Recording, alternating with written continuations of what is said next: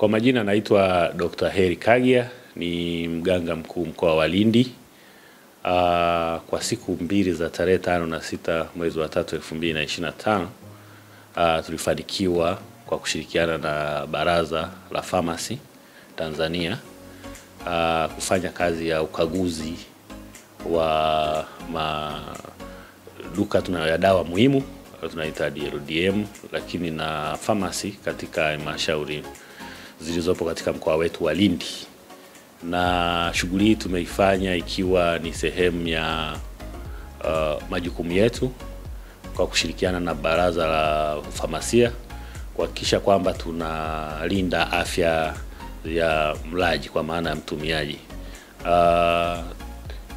Katika maduka yaliyoidhinishwa kwa sheria na anatoa huduma za dawa, kuuza dawa katika jamii zetu, imekuwa ni swala jema sana ambalo limekuwa likifikisha huduma hizi kwa wananchi kwa miaka mingi, na wizara kupitia Baraza la Pharmacy, lakini pia na kushirikiana na mikoa na halmashauri imeweza kutekeleza hilo kwa uzuri sana, japokuwa changamoto hazikosekani. Maeneo mengine pia kuna baadhi wanakiuka taratibu, lakini kuna sehemu nyingine ambazo unakuta kuna mabadiliko yametokea ambayo hayajafika kule chini yakajulikana. Kwa hiyo moja ya jukumu letu ni kuhakikisha kwamba tunafanya kaguzi za mara kwa mara na kutoa elimu kwa wafanyabiashara hizi ili kusudi huduma inayotolewa ikizi viwango, ikizi sheria na taratibu zilizowekwa, na kuhakikisha kwamba kama ilivyo dhima kwamba usalama wa mlaji inakuwa ni kipaumbele, na sisi ndicho tunachokijali, kuhakikisha kwamba usalama wa mlaji kinakuwa ndio kipaumbele. Na tumefanikiwa katika kipindi hiki cha siku mbili tuliofanya hivi kaguzi.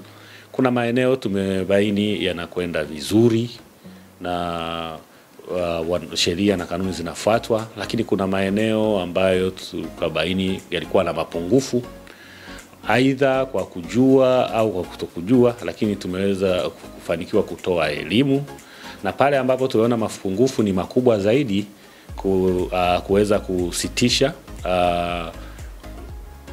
huduma hizo kwa wafanyabiashara hao mpaka pale watakapokizi vigezo.